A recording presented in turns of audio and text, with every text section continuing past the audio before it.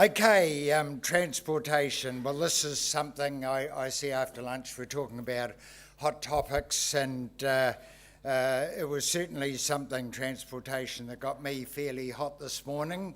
I sat for an hour within sight of town on the road in from Katikati, waiting to get into town and going nowhere. And what really made me hot was that the reason we were held up was that there were a lot of smarty pantsers who turned off, took a back road, they got to the Wairoa River Bridge, and they had to merge back with the traffic, and they were causing congestion for miles, but they didn't seem to be able to figure out that they were the cause. I guess the only other good news about that was that the only time I saw anybody behaving well was there was a large truck going up a hill, pulled over and let several cars pass, and it was a logging truck, so good news there.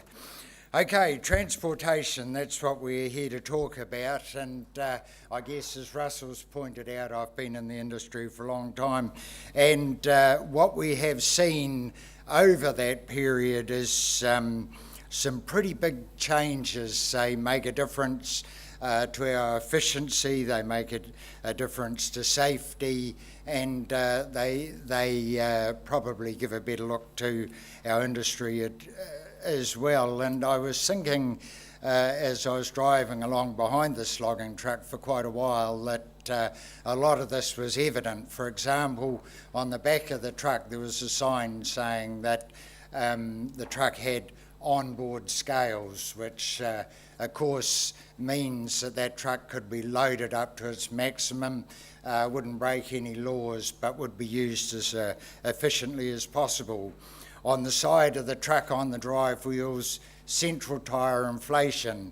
That's been around for quite a while now, but when it happened it was a real innovation, and it meant that trucks could be used off-road much more efficiently and with improved traction.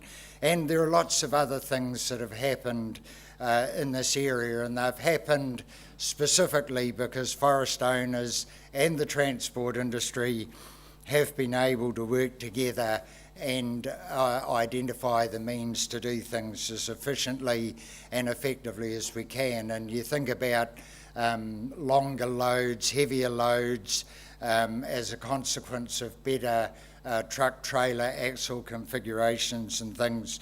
Those are really good examples of how as an industry working with our contractors we've been able to improve things.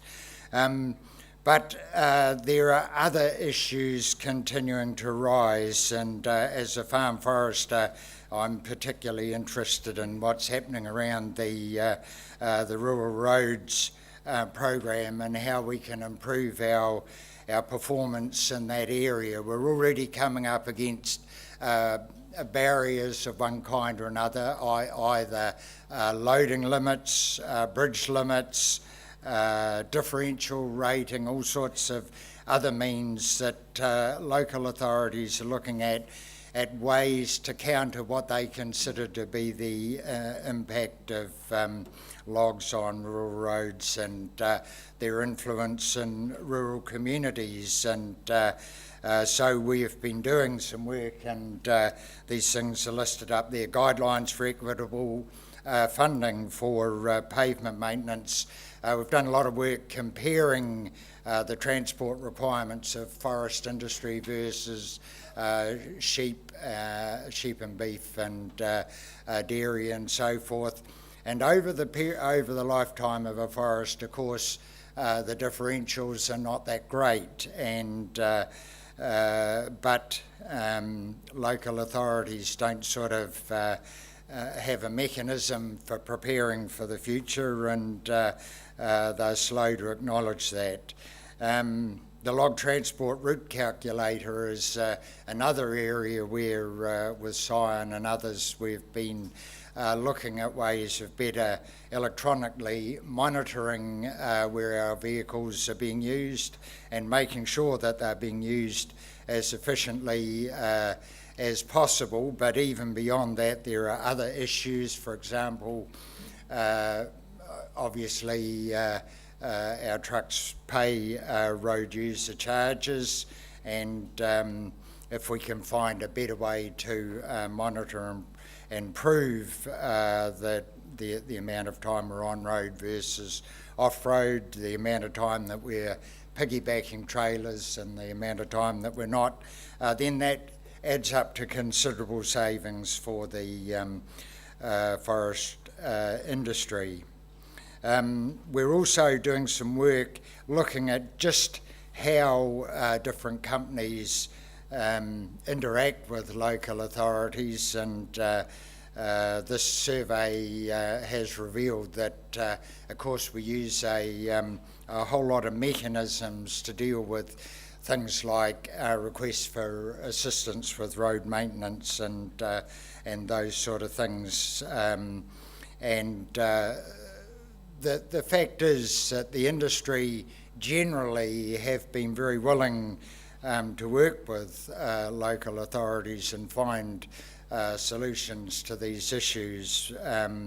It's often the other people that live on the road that don't see this as obviously, and one of the big issues that emerged last summer, and which I'm sure it's going to emerge again this summer, is the issue of dust. And we've already got people producing reports suggesting that there are health hazards and other things associated with this. So we're now looking at mechanisms to reduce the dust menace that our trucks create. There are other areas that we invest in as well, things like our